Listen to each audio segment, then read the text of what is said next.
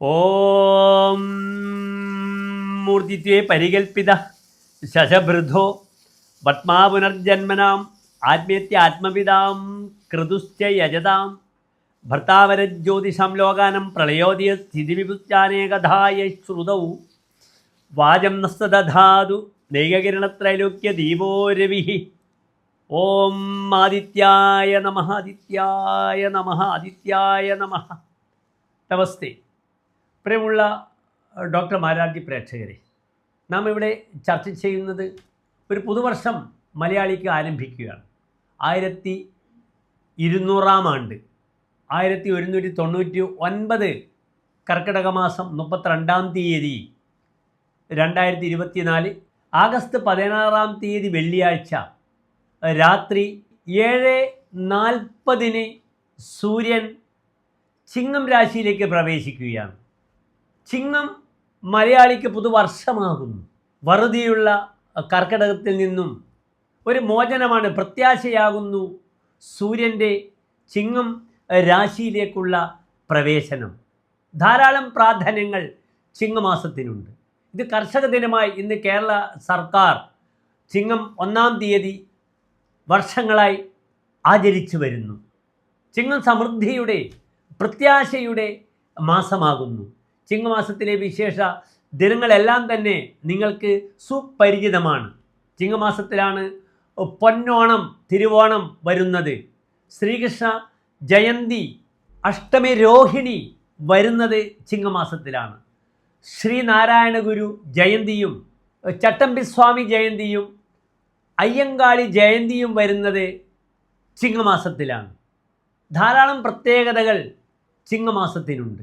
കാരണം ചിങ്ങമാസത്തിലാണ് നാം കാർഷികമായ പ്രവൃത്തികൾ ആരംഭിച്ച് അത് മേടത്തിലേക്ക് വിഷുവെ ലക്ഷ്യമാക്കിക്കൊണ്ട് അതിൻ്റെ അനുഭവങ്ങൾ നമുക്ക് ലഭിക്കുന്നത്.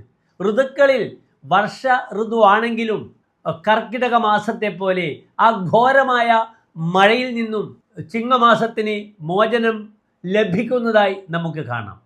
ഇവിടെ ആദിത്യൻ ചിങ്ങമാസത്തിലേക്ക് പ്രവേശിക്കുന്ന സമയം നാം പറഞ്ഞു. ചിങ്ങം രാശിക്ക് ധാരാളം പ്രത്യേകതകൾ സൂര്യനുമായി ബന്ധപ്പെട്ട് കിടക്കുന്നു. കാരണം സൂര്യൻ്റെ സ്വക്ഷേത്രവും മൂലക്ഷേത്രവും ചിങ്ങം രാശിയാകുന്നു. സിംഹേ വിംശതിരാദിത എന്നാണ് സൂര്യൻ്റെ മൂലക്ഷേത്ര ബലം പറഞ്ഞിരിക്കുന്നത്. ചിങ്ങമാസം 20 വരെ സൂര്യന് ബലമുള്ള രാശിയാകുന്നു ചിങ്ങം രാശി. എന്തുകൊണ്ടാണ് സൂര്യന് ഇത്ര പ്രഭാവമെന്ന് നാം മനസ്സിലാക്കണം. നവഗ്രഹത്തിൽ ആത്മപ്രഭാവവും വ്യക്തിത്വവും പൗരുഷവും പിതാവിനെയും ശിവനെയും സൂചിപ്പിക്കുന്ന ഗ്രഹമാകുന്നു സൂര്യൻ. താതശ്ച ആത്മപ്രഭാവ, ഒരു വ്യക്തിയുടെ പ്രഭാവമാകുന്നു സൂര്യൻ.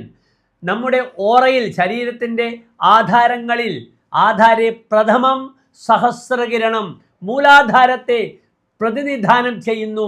നിങ്ങളുടെ ബാലൻസിനെ പ്രതിനിധാനം ചെയ്യുന്നു സൂര്യൻ. ഭൂമിയുമായി ബന്ധപ്പെടുന്ന ഗുരുത്വാകർഷണത്തെ സൂര്യൻ പ്രതിനിധാനം ചെയ്യുന്നു. സൂര്യനാണ് സകല ചരാചരങ്ങൾക്കും പ്രകാശം കൊടുത്ത് ഈ ജീവജാലങ്ങളുടെ സന്തുലിതാവസ്ഥയെ നിലനിർത്തുന്നത്.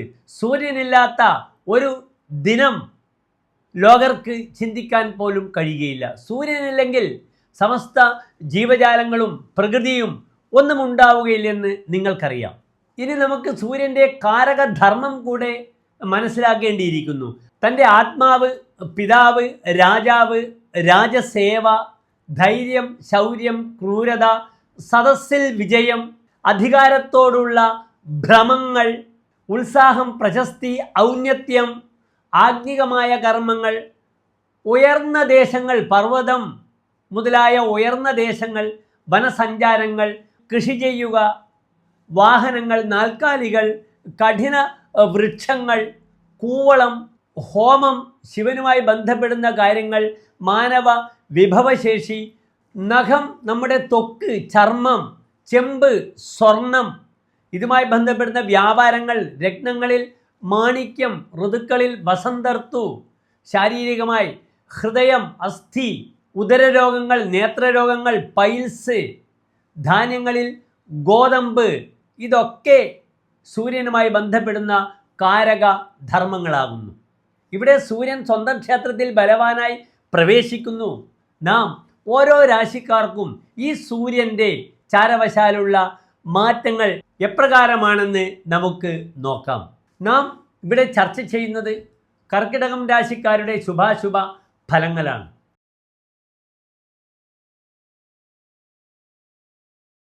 സൂര്യൻ ഇവിടെ കർക്കിടക രാശിയിൽ നിന്നും ആഗസ്റ്റ് 16-ാം തീയതി ചിങ്ങൻ രാശിയിലേക്ക് സംക്രമിക്കുകയാണല്ലോ. കഴിഞ്ഞ ഒരു മാസമായി ആയില്യം നക്ഷത്രക്കാർക്ക് വളരെയധികം ക്ലേശങ്ങൾ ഉണ്ടാക്കിയ ഗ്രഹമാണ് സൂര്യൻ. അതിൽ നിന്നും മാറി ഒരു ഊർധ്വമുഖ രാശിയായി വരികയാണ്. ഊർധ്വാസയെ തനികെ പ്രസൂതിഹി. ഊർധ്വമുഖ രാശി ആരൂഢമാകുമ്പോൾ ഒരു പുതിയ പദ്ധതി ആരംഭം, ഓപ്പണിംഗ്, ബിഗിനിങ് ഉണ്ടാകുന്നു. പ്രസൂതിയുടെ ജനനമാണ്. ഗതകാര്യാരംഭിണ പൃച്ഛത ഔന്നത്യം. യാത്രാ പോക്കുവരവൊക്കെ ചിന്തിക്കുന്ന വ്യക്തിക്ക് ഉയർച്ച ഉണ്ടാകുന്നു. മഹദർത്ഥ പൗരുഷ സ്ഥാനാധികം. നല്ല പൗരുഷം, ഒരു കാര്യങ്ങൾ ഇംപ്ലിമെൻ്റ് ചെയ്യുവാനുള്ള കരുത്തുണ്ടാകുന്നു. യശസ്, പേരും പ്രശസ്തിയും സ്ഥാനമാനങ്ങളും ഊർധ്വമുഖ രാശി പ്രദാനം ചെയ്യുന്നു. ഇവിടെ ഈ രാശിക്കാർക്ക് പുണർതം നക്ഷത്രത്തിൻ്റെ അവസാനത്തെ 15 നാഴിക, പൂയം, ആയില്യം നക്ഷത്രം വരുന്ന കർക്കിടകം രാശിക്കാർക്ക് വളരെ അനുകൂലമായിരിക്കും ഈ സൂര്യൻ്റെ 2-ാം ഭാവത്തിലുള്ള ചിങ്ങത്തിലേക്കുള്ള രാശിമാറ്റം. ധനേയസ്യ ഭാനു സ ഭാഗ്യാധികസ്യ. തനിക്ക് നല്ല ഭാഗ്യമുണ്ടാകുന്നു. ചതുഷ്പാ സുഖം. തനിക്ക് വാഹനങ്ങളുടെ ലഭ്യത വരുന്നു. സദ്വേ സംജയാതി. നല്ല കാര്യങ്ങൾക്ക് കാശ് ചെലവാക്കുന്നു. കുടുംബേ കലിർ ജായയ ജായദേവി. ഭാര്യ കാരണം കുടുംബത്തിൽ കലിയുണ്ടാകുന്നു. അതിനാൽ ദാമ്പത്യ വിഷയത്തിൽ ഭാര്യയുമായി ബന്ധപ്പെടുന്ന വിഷയങ്ങൾക്കൊക്കെ പരിഹാരം കാണുക. അനാവശ്യമായ കലഹങ്ങൾ, തർക്കങ്ങൾ ഉണ്ടാകും. അതിന് പരിഹാരം കാണണം. ക്രിയാനിഷ്ഫലായാതി ലാഭസ്യ ഹേതോ. ലാഭത്തിന് വേണ്ടി ചെയ്യുന്ന പല കർമ്മങ്ങൾക്കും ഫലം കുറയുമെന്നൊരു ഫലവും പറഞ്ഞിട്ടുണ്ട്. അതിനാൽ investment part should be very careful.